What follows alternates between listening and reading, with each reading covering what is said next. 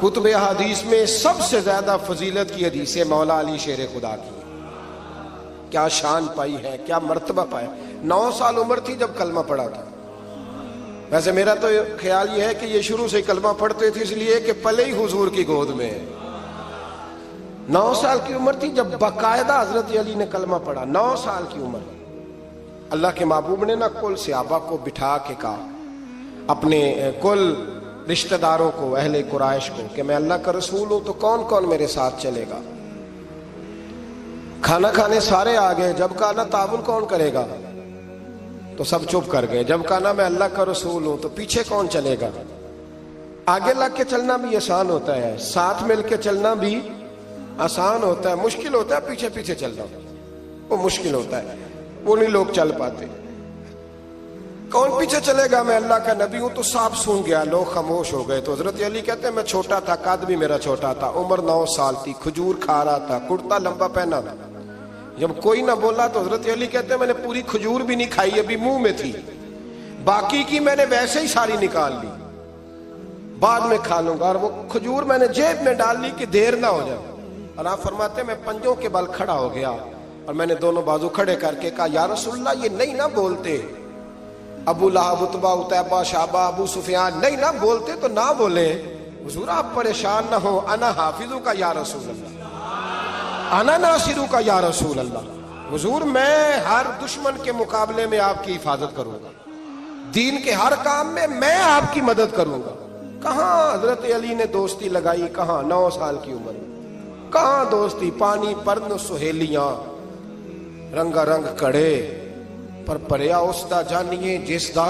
تو حضور میں اور پھر حضرت علی ہر میدان میں آپ کو نظر آئیں گے.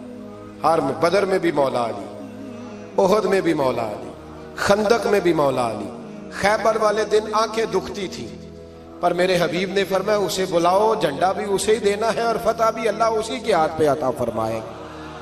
یعنی تکلیف بھی تھی، آنکھیں دکھتی تھیں. حضرت علی بظاہر بیمار تھے لیکن حضور نے فرمایا چونکہ انہوں نے وعدہ کیا ہے وہی آئیں گے، میدان میں نکلیں گے. ہر صحابی شان والے. حضرت ابوبکر صدیق کے مقام کو کون پہنچ سکتا ہے؟ جناب عمر، جناب عثمان، طلحہ و زبیر، ہر ایک کی کیا بات ہے.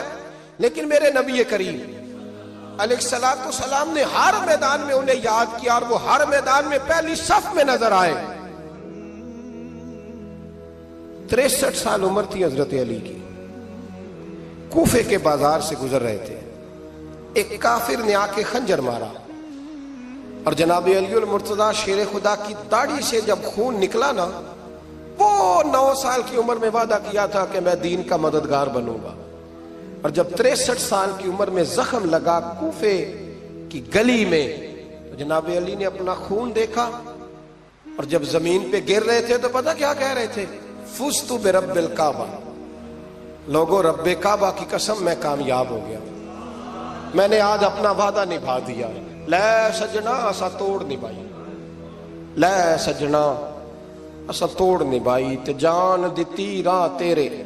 ختم ہو گئی بات. لے او سجنا اسا توڑ نبھائی. عشق لگا سی کھیڈاں کھیڑ دی لو تے پھر مینوں کھیڈاں بھول دیاں بھول گئیاں. میں کجل پایا سی یار دے ویکھنے، پھر وہ دی یاد وچ روندیاں ہی ڈول گئیاں. تے حیدر شاہ اس گلی کدے بھی نہ رول دی پر ہن تے رول گئیاں. تے بلے شاہ دی او جانے سانو اپنی توڑ نبھا لیندے. عزیزو یاد رکھو اللہ رسول سے رشتہ نا ہر لمحہ نبھاؤ. میں نے جمعے والے دن بھی کہا تھا کہ مجھے سمجھ نہیں آتی کہ شب برات کو لوگ رو رو کے دعا مانگتے ہیں. میں نے معراج شریف کی رات زیادہ دعا نہیں منگائی. میں کہتا ہوں کہ اتنا مسلمان ساری رات رو رو کے دعا مانگتا ہے تو سویرے کرپشن تو پھر بھی نہیں ختم ہوتی. توبہ کا ترجمہ یہ ہے کہ پچھلے گناہوں پہ شرمندہ ہوں تو آئندہ نہ کرنے کا وعدہ کرتا ہوں. یہ توبہ ہے. یہ بولیے. آپ دیکھیں نا ہر مسجد میں رش ہے، اللہ کا فضل ہے. ہم تو ویسے چھوٹے لوگ ہیں لیکن الحمدللہ تعالیٰ یہاں بھی کوئی جگہ نہیں بیٹھنے اٹھنے کی. لیکن کیا یہ رسم ہے کہ استغفر اللہ رو رو کے دعا مانگی اور سویرے اسی طرح جھوٹ بولنے کا ارادہ چھوڑا ہی نہیں، فریب چھوڑا ہی نہیں؟ یہ کوئی رسم ہے؟ یہ کوئی ایکٹنگ کرنے آئے ہیں مسجد میں؟ ایک دستک دے رہا ہوں، آپ کو سمجھا رہا ہوں. توبہ کا مطلب یہ ہے کہ آج کے بعد جھوٹ نہیں بولوں گا، آج کے بعد غیبت نہیں کروں گا، آج کے بعد حرام نہیں کھاؤں گا، کسی مسلمان کو تکلیف نہیں دوں گا، ماں باپ کو نہیں ستاؤں گا، کسی کی عزت کو نہیں اچھالوں گا. یہ توبہ کا معنی ہے. لیکن ساری رات روتے رہے اور سویرے پروگرام یہ ہے کہ دکان پہ جاؤں گا تو جھوٹ بولوں گا، کم ناپوں گا، کم تولوں گا، تو یہ توبہ ہے؟ دیکھیں نا، مجھے پتہ چل جائے کہ ایک بندہ میرے سامنے آ کے کھڑا ہوا ہے پر وہ جھوٹا ہے، وہ میری تعریفیں کر رہا ہے پر جھوٹا ہے، مجھے غصہ آئے گا کہ نہیں آئے گا؟ لیکن اللہ رسول کی بارگاہ میں ساری رات رو رو کے ہائے ہائے کرنا، سویرے پھر وہی پروگرام.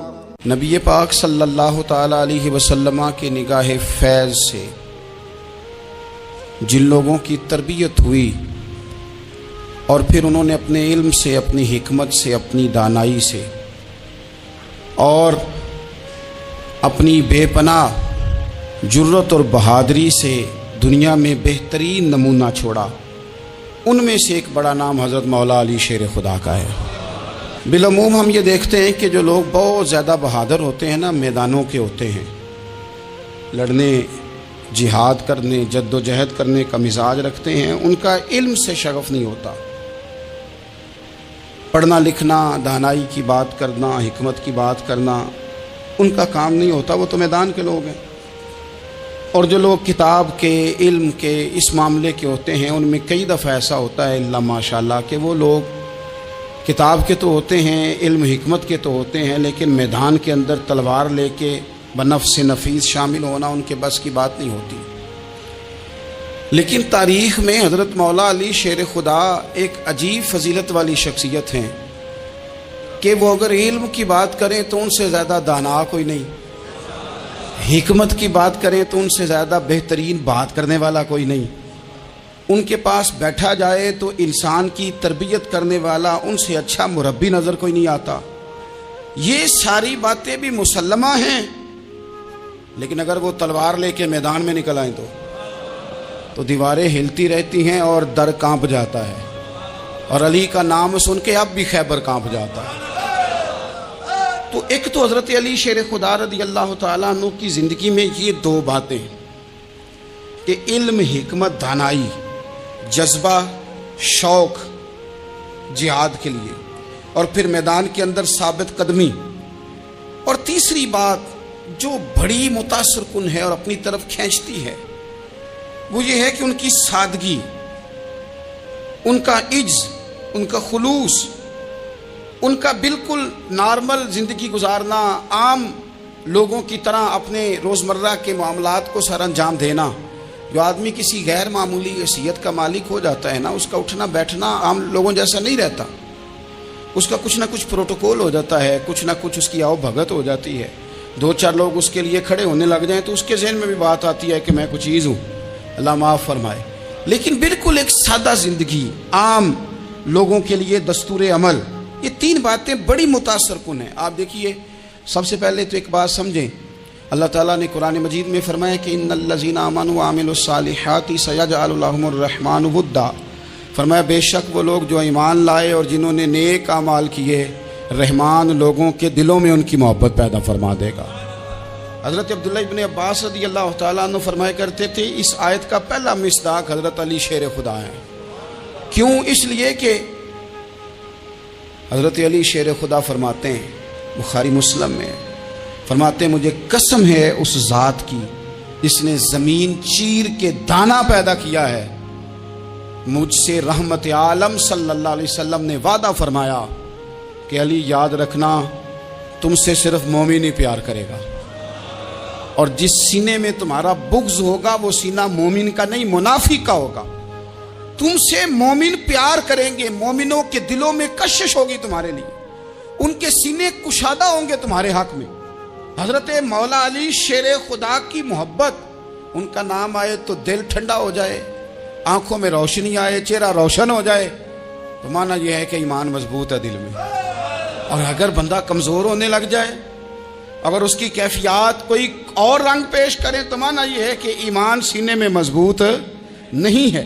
حضرت علی شیر خدا سے حضور کا جو قربت کا تعلق دیکھیں، کچھ لوگ ایسے ہوتے ہیں کہ جن سے قربت ہوتی ہے. آپ نے کبھی دیکھا ہے ہر بندے سے مل کے بندہ رو نہیں سکتا، ہر بندے کو دیکھ کے رونا آتا نہیں، لیکن کچھ لوگوں سے روح ملتی ہے نا کسی کی، تو ویسے کبھی وہ بندے مل جائے نا دل کرتا ہے تینوں سامنے بٹھا لاں تیرے درد پرانے چھیڑاں.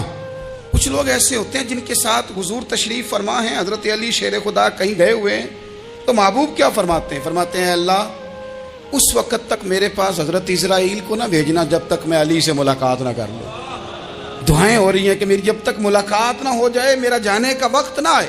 مشکات میں حدیث موجود ہے.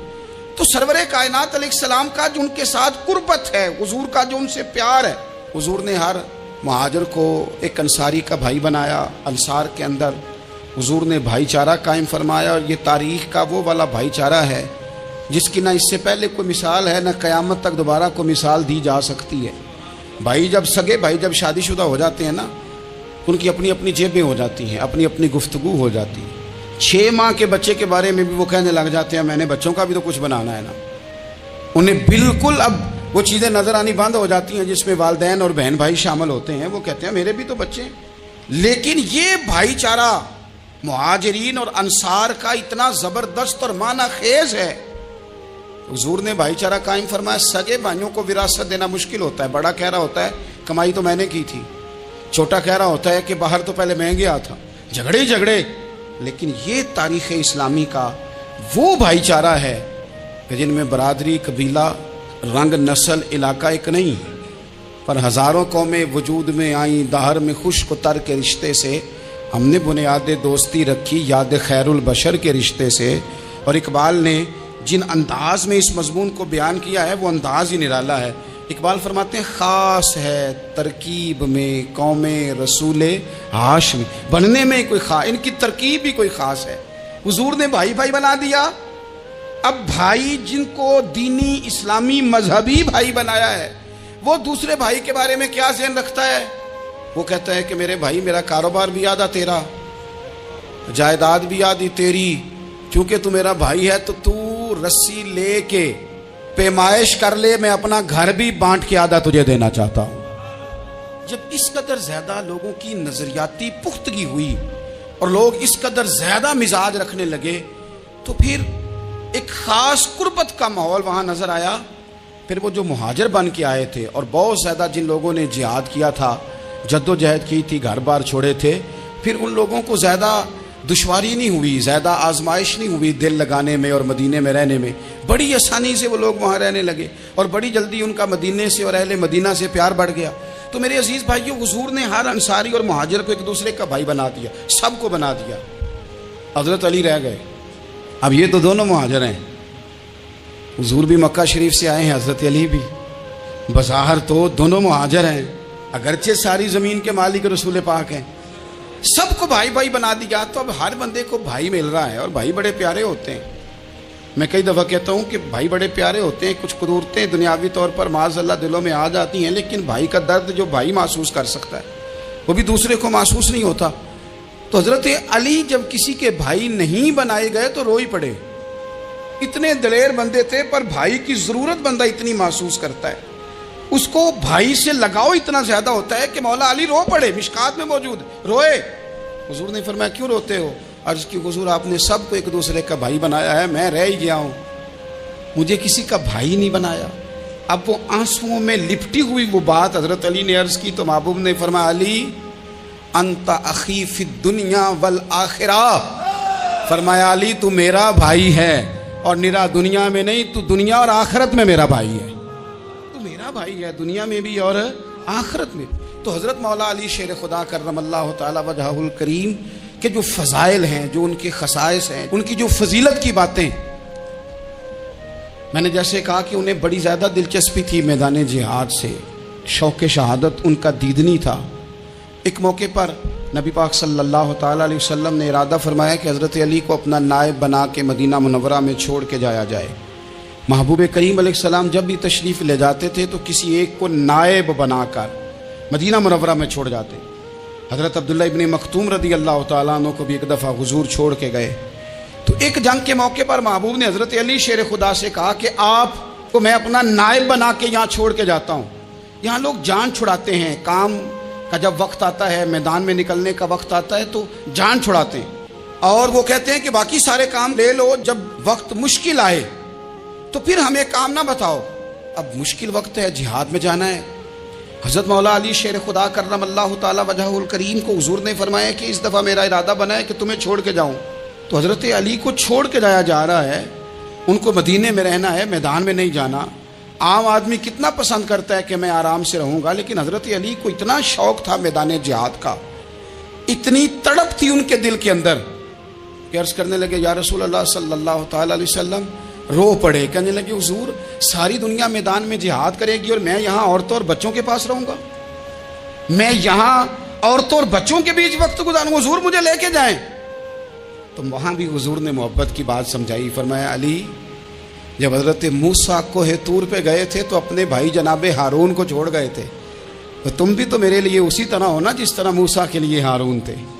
لیکن فرمایا یہ یاد رکھنا میرے بعد نبی کوئی نہیں, حضرت موسیٰ بھی نبی ہیں اور جناب ہارون بھی نبی ہیں علیہم السلام, لیکن وہ انہیں چھوڑ کے گئے تھے, میں تمہیں چھوڑ کے جا رہا ہوں. کہ ایک بات اپنے ذہن کے اندر بٹھانا کہ میرے بعد کوئی نبی نہیں آئے گا. تو عزیز بھائی, حضرت مولا علی شیر خدا کا جذبہ جہاد. اچھا, پھر میں نے دیکھا ہے جس زمانے میں میں اور آپ رہ رہے ہیں, اس زمانے میں لوگ کمزور ہوتے جا رہے ہیں نفسیاتی طور پر. ڈری ڈری سی باتیں لوگ کرتے ہیں, سہمے سہمے سے جملے بولتے ہیں, اور یہ ہر بندے کا اپنا الگ ڈر ہے. دانشوروں نے لکھا ہے کہ غریب آدمی کا ڈر تھوڑا ہوتا ہے, اور جو اونچے عہدے پہ چلا جائے اس کا ڈر, یعنی زیادہ ہاتھ اپوزیشن کے نہیں بندے ہوتے, حکومت کے بندے ہوئے ہوتے ہیں. لوگوں کو ساتھ لے کے اپوزیشن نے نہیں چلنا ہوتا, حکومت نے چلنا ہوتا ہے. تو حکومت میں جب لوگ ہوتے ہیں تو ان کے اندر کمزوری آ جاتی ہے. جب آپ بڑے عہدے پہ چلے جاتے ہیں تو آپ کی مجبوریاں بھی بڑی ہو جاتی. ہر آدمی کہیں نہ کہیں کمزور پڑتا ہے. اور ہمارے ہاں تو لوگ ذرا بیمار ہو گئے تو گئے. اور آج کل جو سب سے بڑا مسئلہ ہے وہ یہ ہے کہ لوگ کیا کہیں گے, اور لوگوں نے بڑے بڑے لوگوں کو پاگل کر دیا ہے. بڑے بڑے لوگوں کو. ہمارے علماء نے ایک بات لکھی ہے کہ ایک دفعہ نا ایک استاد صاحب سبق پڑھانے کے لیے آئے, تو طالب علموں نے ارادہ کیا کہ آج استاد جی کو بیمار کرنا ہے. یہ جو آپ کے مشیر ہوتے ہیں نا ارد گرد, ان کی پڑتال بھی بڑی ضروری ہوتی ہے کہ یہ خبر کون سی لے کے آ رہے ہیں اور یہ کس طرح سے گائیڈ کر رہے ہیں. ہمیں تنقید کرنے والا بندہ اچھا تو نہیں لگتا, لیکن تنقید کرنے والے جو ہوتے ہیں وہ ہمیں نکھارتے ہیں. وہ ہماری کمزوریاں جو ہمارے اپنے نہیں نکال سکتے وہ نکال کے ہمیں بتاتے ہیں کہ تم یہاں کمزوری کر رہے, اس کا نفع ہوتا ہے. طالب علموں نے ارادہ کیا ایک دفعہ, یہ ہم جو اتنی زیادہ توجہ کرتے ہیں نا لوگوں کی باتوں پہ, لوگ کیا کہیں گے. میں کئی دفعہ دوستوں سے عرض کرتا ہوں زیادہ وضاحتیں نہ دیا کریں, زیادہ وضاحتیں دینے سے بھی بندہ کمزور ہو جاتا ہے. ہر وقت کا انداز وضاحتوں کا اور ہر وقت دفاعی محاذ پہ نہیں کھڑے رہنا چاہیے. وہ ارادہ کر لیا لوگوں نے, طالب علموں نے, کہ استاد جی کو بیمار کرنا ہے. تو استاد صاحب چنگے بھلے, اچھے بھلے, صحت مند آئے, کلاس میں داخل ہوئے تو پہلا شاگرد کہتا ہے استاد جی خیر ہے, آنکھیں بڑی سرخ ہیں. چل دوڑ جا بیوقوف آدمی, بالکل ٹھیک ہوں, چل کلاس میں بیٹھ چل. تھوڑا سا آگے گئے تو دوسرا شاگرد, انہوں نے اب 10-15 نے ارادہ کیا ہوا تھا, دوسرا کہنے لگا خیریت ہے, بڑے کمزور کمزور لگ رہے ہیں. اس نے کہا میں بالکل ٹھیک ہوں, کمزور کا, چل دوڑ جا اپنا کام کر. وہ تیسرے کے پاس گئے تو کہنے لگا استاد صاحب خیر ہے, آپ کے تو مجھے ہاتھ بھی کامتے دکھائی دے رہے ہیں. اس نے کہا اچھا واقعی. اب چوتھے نے بھی یہی بات کی, پانچویں نے یہی بات کی. تو آدھا گھنٹہ گزرا تو استاد جی کو سچ مچ بخار چڑھ گیا, تو چھٹی پہ چلے گئے. کیوں؟ باتوں پہ توجہ ہے نا, لوگوں کے سامنے ہم لوگوں کی باتوں کے مطابق اپنے معاملات کو ترتیب دیتے ہیں نا. کچھ لوگ سوشل میڈیا دیکھ کے نظریہ قائم کرتے ہیں, کچھ ہوا دیکھ کے نظریہ قائم کرتے ہیں.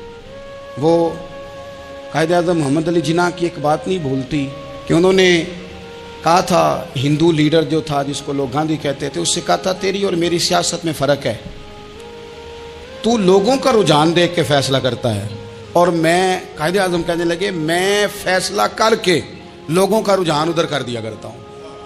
یہ کمال ہوتا ہے کسی شخص کا کہ اس کا اپنا نظریہ غالب آئے, بجائے اس کے کہ وہ دیکھے آج کل لوگ کیا کہہ رہے ہیں تو لہذا میں اس طرح کا ڈال جاؤں. لوگ تو ایک وقت کے لیے کچھ کہتے ہیں, پھر اگلے 4 گھنٹوں میں کچھ اور کہتے ہیں. حضرت مولا علی کے مزاج میں استقامت ہے.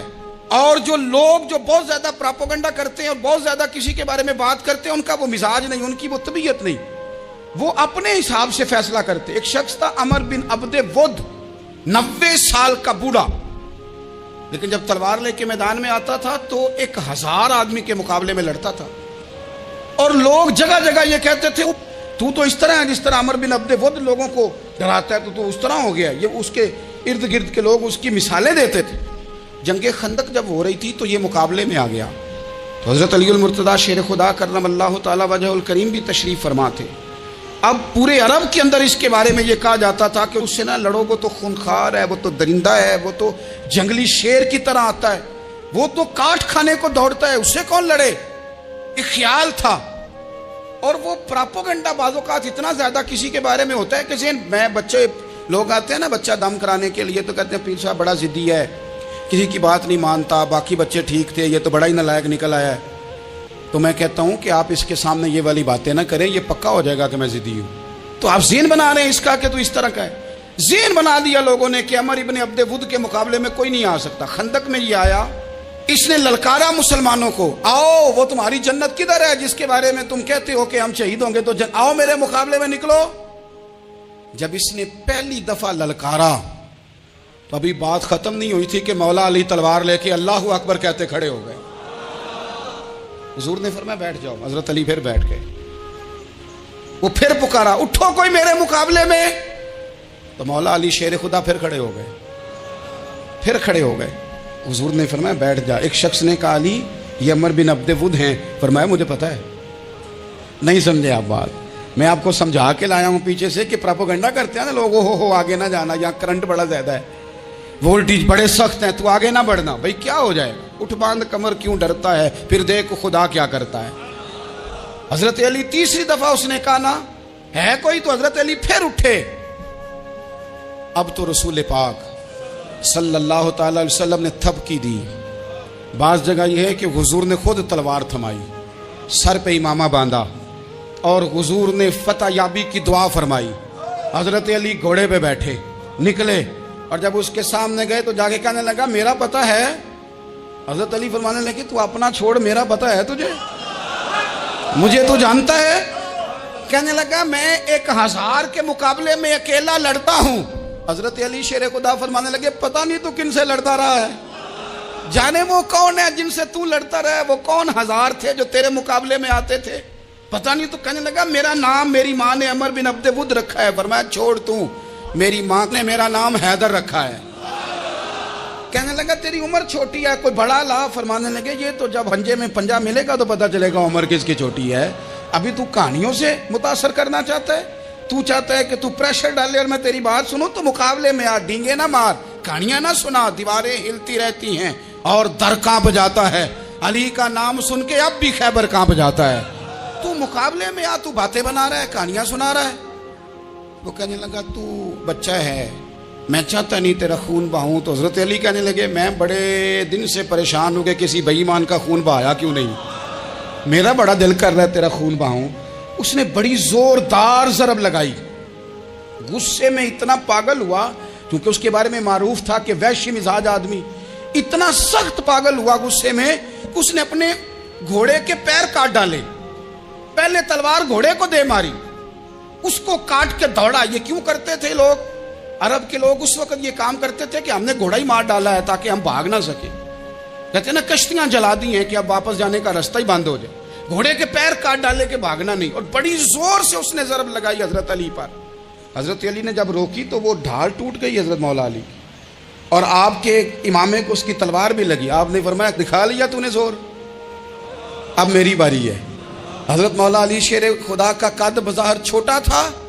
صحابہ کہتے ہیں ہم دور سے دیکھ رہے تھے، اللہ اکبر کہہ کے تھوڑا سا زمین سے وہ اٹھے، تھوڑا سا اٹھے اور پھر دوبارہ نہیں انہیں تلوار چلانی پڑی. ایک ہی ضرب لگائی اور اس کے 2 ٹکڑے کر کے اسے زمین پہ پھینک دیا. تو عزیز دوست آپ یاد رکھیں گے اس بات کو کہ اپنی زندگی کے اندر مروب ہونا چھوڑ دیں. روب میں تاتاریوں نے مسلمانوں کو مروب کر لیا تھا، روب ڈال لیا تھا کہ ہم بہت بڑے لوگ ہیں. یہی آج ہمارے ساتھ بہت سارے لوگ کرتے ہیں. دلوں میں روب آ جاتا ہے، امیر رشتہ دار کا، فلانے کا، پھر وہ جو مرضی کرتا ہے. تاتاریوں کی ایک بی بی وہ کیا کرتی، وہ 9-10 مسلمان نوجوانوں کو سڑک پہ کھڑا کر جاتی، کہتی ادھر کھڑے ہونا، میرے آنے تک ہلنا نہ. جوان ہے لیکن روب ہے نا کہ یہ بڑے وحشی ہیں. اکیلی بی بی اندر جاتی، تلوار لے آتی، اور وہ کھڑے ہیں، وہ بھاگے بھی نہیں، اتنا ڈر گئے، ٹانگیں کانپ رہی ہیں. بھاگنے کی بھی جرت نہیں کر رہے. تسلی سے گئی ہے, تلوار لے کے آئی ہے اور اس نے نوجوان مسلمانوں کے گلے کاٹ دیے.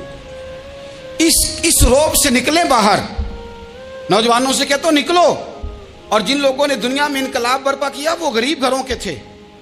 وہ لوگ تھے کہ جو بازار کسی بڑے قبیلے سے نہیں تھے. آپ محنت کریں, تعلیم حاصل کریں, جد و جہد کریں, مشقت کریں, اپنی زندگی میں کچھ مقاصد کے حصول کے لیے آگے بڑھیں. اور اگر آپ کہیں کہ دائیں بائیں میرے فلاں آدمی مجھے یہ مشورہ دے رہا ہے, تو کچھ لوگ دنیا میں باتیں کرنے آئے ہیں, انہوں نے باتیں کرنی ہیں اور بڑا فائدہ ہوتا ہے. ان کو باتیں کر لینے دیں, ان کو کرتے رہنے دیں. کام کرنے والا بندہ کام کرتا ہے اور کرتا ہی چلا جاتا ہے, وہ منزل تک پہنچ جاتا ہے. تو حضرت علی کے مزاج میں دلیری ہے, ہمت ہے, ایک بات. اور دوسری بات دانائی, حکمت. یہ جو ہمارے فیصلے ہیں نا جذباتی, اور جناب آج فلانے نے یہ کہہ دیا تو میرا پروگرام یہ بن گیا, تو پھر کل کسی نے اور کچھ کہہ دیا تو میرا پلان اور بن گیا. میں سب سے زیادہ ان لوگوں کے حق میں پریشان ہوتا ہوں جو سویرے کچھ اور کہتے ہیں, دوپہر کو کچھ اور کہتے ہیں, شام کو کچھ اور کہتے ہیں. بھئی آپ کا کوئی نظریہ ہونا چاہیے, کوئی ویژن ہونا چاہیے زندگی میں, آپ کے اندر کوئی حکمت اور دانائی ہونی چاہیے. اس کے لیے کیا کرنے کی ضرورت ہوتی ہے؟ اس کے لیے ضرورت ہوتی ہے کہ آپ کا ذہن ایک طرف ہو. میرے اسلاف فرمایا کرتے تھے زندگی میں ایک کام کر لو پر صحیح کر کے کر لو. ہم نے تو سارے کام کرنے ہیں. آج کل ہر بندہ صحافی ہے, ہر بندہ تجزیہ نگار ہے, ہر بندہ سیاستدان ہے, ہر بندہ ہی مفتی ہے, ہر بندہ ہی جناب واعظ ہے, ہر بندے کے پاس ہی کچھ مسئلے. اس کا نقصان یہ ہے کہ کسی کے پاس بھی کچھ نہیں. وہ کسی درویش نے کہا تھا کہ جب سب لیڈر ہوں تو سمجھو کوئی لیڈر نہیں, کیونکہ سارے جو لیڈر ہو گئے. میرے عزیز ایک طرف ذہن کو رکھیں اور اپنے اس کام میں کمال پیدا کریں. حضرت مولا علی شیر خدا کو اللہ نے حکمت دی تھی. نبی پاک صلی اللہ تعالی وسلم کے صحابی حضرت عبداللہ ابن مسعود رضی اللہ تعالیٰ عنہ فرماتے ہیں, امام ابو نعیم نے لکھا ہے کہ حضرت عبداللہ ابن مسعود فرماتے ہیں نبی پاک صلی اللہ علیہ وسلم نے فرمایا اگر حکمت کے 10 حصے کیے جائیں نا, دانائی کے 10 حصے کیے جائیں, تو اس میں سے 9 حصے اللہ تعالیٰ نے حضرت علی کو عطا فرمائے ہیں اور 1 حصہ باقی لوگوں کو ملا ہے. دانا تھے, معاملہ فہم تھے. کچھ بندے بڑے منافق قسم کے تھے, تو حضرت علی اذان ہو گئی تو وہ حضرت مولا علی شیر خدا کے پاس آ گئے. اذان ہو گئی, حضرت علی نے جماعت کرانی. ان کا خیال تھا کہ آج ہم نے جماعت لیٹ کرانی ہے کسی طریقے سے. ہم چونکہ زیادہ باتیں, میں دوستوں سے کہتا ہوں بہت زیادہ خبریں نہ دیکھا کرو, بہت زیادہ بھی چیزیں نہ سنا کرو. آپ تو میرے بھائی موبائل کے اندر چلے جائیں گے, باہر کی دنیا تو اور ہے. تو تھوڑا باہر بھی نکلیں تصویروں سے, تھوڑا باہر بھی آئیں, دیگر معاملات بھی دیکھیں. ہمیں بڑے بڑے اچھے لوگ زندگی میں مل جائیں گے, لیکن ہم ان کے قریب نہیں جاتے. ہم دیکھتے نہیں کہ اصل بات کیا ہے, سنی سنائی چیزوں پر زیادہ گمان کرتے ہیں. اب حضرت علی چونکہ بڑے دانا تھے, مسلح پہ بڑھ رہے ہیں, جماعت کھڑی کرنی, اللہ اکبر کہہ رہے ہیں. بندوں کا خیال تھا نماز لیٹ کرانی ہے. نے فٹافٹ حضرت علی سے کہا کہ حضور ذرا وہ جانور تو بتائیے گا کتنے ہیں جو انڈے دیتے ہیں, اور ذرا وہ بھی بتائیے گا جو بچے دیتے ہیں. یہ ذرا اب کتنے کو بندہ جانور گنے, آہستہ آہستہ بندہ شمار کرے. ہو بکری جو ہے وہ بچہ دیتی ہے, مرغی انڈا دیتی ہے, اور گائے جو ہے وہ بچہ دیتی ہے, اور بطخ جو ہے وہ انڈا دیتی ہے. بندہ تو یہ گننے لگ جائے. تو حضرت علی شیر خدا یہاں ہاتھ ہیں, فرمانے لگے گھر جا کے گن لینا. موٹی سی بات بتاتا ہوں, جن جانوروں کے کان باہر ہوتے ہیں وہ بچے دیتے ہیں, جن کے اندر ہوتے ہیں وہ انڈے دیتے ہیں. اللہ اکبر. نماز کی نیت مان لی تم, گننا گھر جا کے. موٹی سی بات بتا دیتا ہوں. وہ صاحب کہتے ہیں میں حضرت علی رضی اللہ تعالیٰ عنہ کو الجھانے آیا تھا, میں خود بڑا الجھ گیا. یہ کیا ماجرا ہے, کیا معمہ ہے کہ 2 فکروں میں انہوں نے بات کو سمیٹا اور کمال کر دی.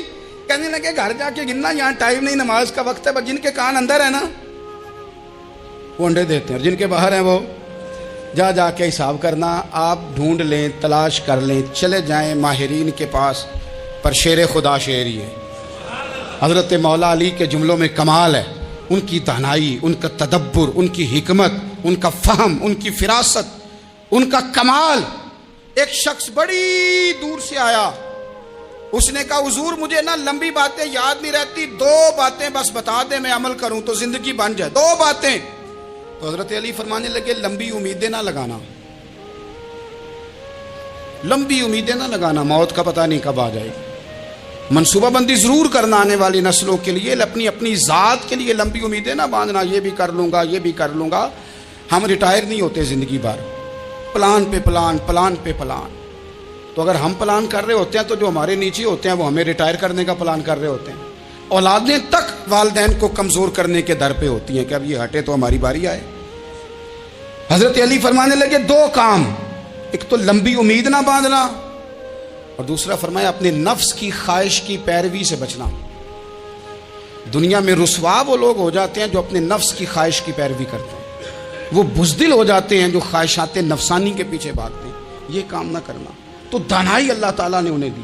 پھر مزاج میں سادگی اور بلا کی سادگی. جوانوں، سادہ زندگی آسان ہوتی ہے. یہ جو زیب و زینت والی زندگی ہے یہ مشکل بڑی ہے. آپ یقین کریں جن لوگوں نے کپڑے پہننے ہیں نا پردے کے لیے وہ بڑے سوکھے ہیں، جو بھی مل گیا پہن لیا، اور جنہوں نے دکھانے کے لیے پہننے ہیں وہ بڑی مصیبت ہے کہ یار میں نے اتنا مہنگا جوڑا پہنا ہے کسی نے تعریف ہی نہیں کی. کوئی تعریف کر دے تو پھر کہتے ہیں دیکھا نا آنکھیں چندھیا گئی نا دیکھ کے، اور نہ کرے تو کہتے ہیں جال ہی گیا ہے پورا، ایک جملہ نہیں بول سکا. چونکہ مزاج ہے نا. یہاں جو آدمی کھیت سے اٹھ کے آیا نا چارہ کاٹتا، تو اس کو جہاں بھی موقع ملے گا اس نے بیٹھ جانا ہے، جمعہ پڑھنا، نکل جانا ہے. اور جس بچے نے 4-5 ہزار بالوں والوں کو دیا ہے نا سیدھے کر دے ذرا میرے، وہ بڑا پریشان ہے کہ میں نے اتنی محنت کی ہے کسی بندے نے دیکھا بھی نہیں. سادہ زندگی آسان ہوتی ہے، بندہ سوکھا رہتا ہے. اور جو تکلفات والی زندگی ہے، لوگ تعریف کریں، لوگوں سے کچھ، وہ مشکل ہے. حضرت مولا علی اتنی حکمت، اتنی دلیری، اتنے بڑے آدمی، لیکن ایک دن نا نبی پاک صلی اللہ تعالیٰ علیہ وسلم کو پتہ چلا کہ حضرت فاطمہ زہرا میں اور جناب علی میں کسی بات میں رائے کا اختلاف ہوا ہے. تو حضرت علی ناراض ہو کے چلے گئے، حضور ڈھونڈنے نکلے. یہ بخاری میں موجود ہے. سرکار ڈھونڈنے نکلے تو دیکھا کہ حضرت علی نا مسجد نبی کے ساتھ ننگی زمین پر ایک چادر بچھائی تھی. تو وہ جب سوئے حضرت علی تو آپ نے کروٹیں بدلی تو چادر بھی تھوڑی سی رک گئی. تو سارے کپڑوں کو مٹی لگی ہوئی ہے اور آرام سے حضرت مولا علی شیر خدا آرام کر رہے ہیں. میں جوانوں آپ سے کہتا ہوں یہ زندگی سوکھی ہوتی ہے. میں نے کھیت کی وٹ پہ، بننے پہ، کھیت کے کنارے پہ کسان سوتے ہوئے دیکھے ہیں، اور میں نے 1.5 کروڑ کی گاڑی میں نفسیات کے ڈاکٹر کے پاس بیٹھا وہ شخص دیکھا ہے جو کہتا ہے پتہ نہیں کیا بات ہے، نیند کیوں نہیں آتی. وہ زندگی آسان ہے، اس میں تھکاوٹ ہوئی ہے، بندہ سو گیا جہاں جگہ ملی، سو گیا اور کچھ تڑپ رہا ہے کیونکہ وہ عادی ہو گیا ہے. یہ 2 منٹ کے لیے بند ہو گیا اسی تو وہ گیا.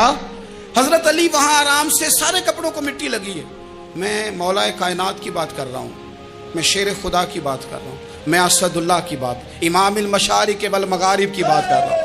حضرت مولا علی اور زمین پہ، سنگیو زمین پہ آرام سے سو رہے ہیں. میرے محبوب گئے اور جا کے فرمایا یا ابو تراب، او مٹی والے اٹھ جا. کپڑوں کو مٹی لگی تھی نا، مٹی والے اٹھ جا. لفظ کیا، یا ابا تراب، او مٹی والے. حضرت علی کو ساری حیات ظاہرہ جس نے بھی ابو تراب کہا جناب علی بڑے ہی راضی ہوئے، خوش ہوتے تھے، فرماتے تھے یہ مجھے کہو، یہ میرے نبی نے مجھے کہا ہے.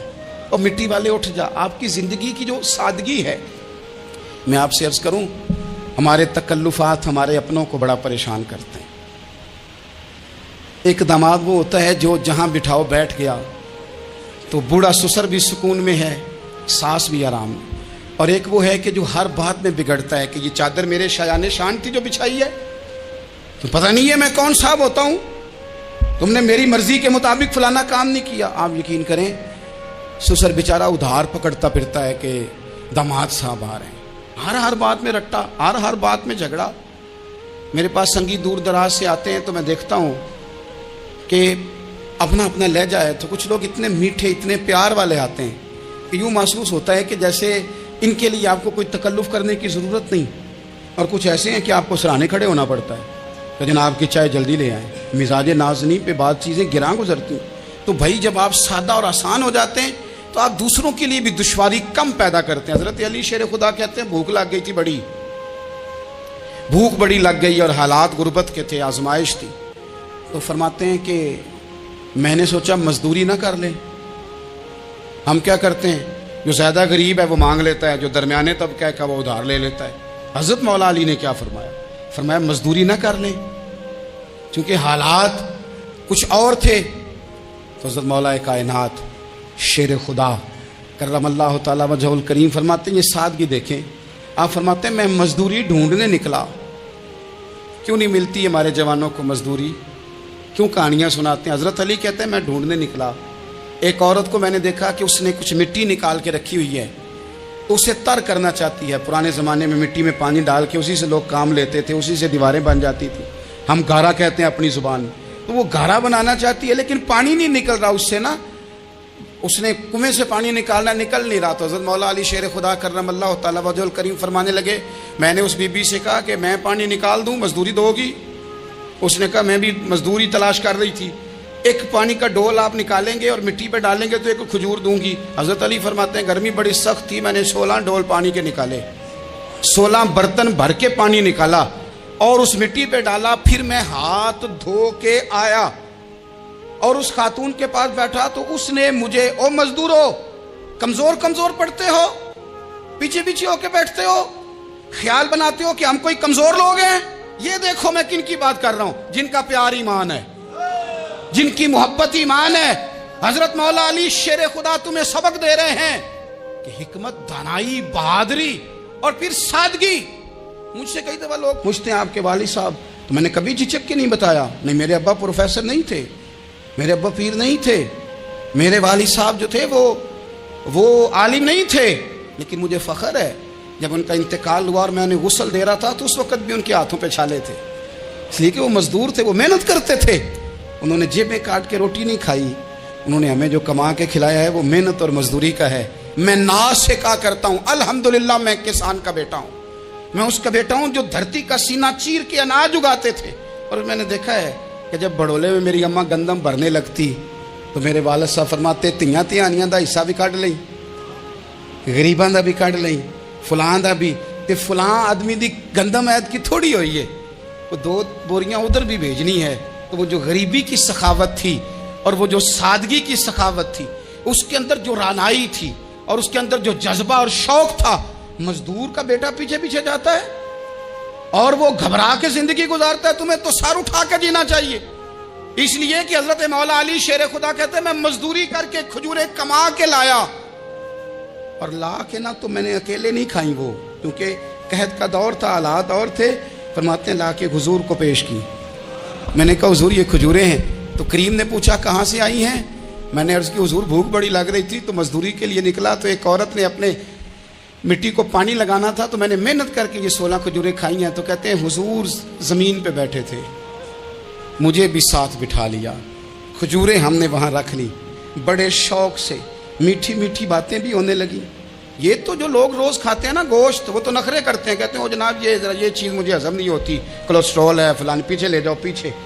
लेकिन कभी आप दोपहर को मजदूर को रोटी खाते देखें, वो जिस तरह हाथ धोता है और पोने को 4 लग जाता है सारा जो वो बांध के लाया होता है, और लेकिन जब वो खा के खाना अचार के साथ आसमान की तरफ देखता है, लफ्ज़ों में नहीं, क्योंकि लफ्ज़ तासीर से बनते हैं, तलफ़्फ़ुज़ से नहीं। अहले दिल आज भी हैं अहले ज़ुबान से आगे। वो जो लहजे से रब का शुक्र अदा करता है तो उसकी आंखों की रोशनी बताती है कि जो इसने खाया है इसने रब का शुक्र भी सही करके अदा किया है, उठ के काम।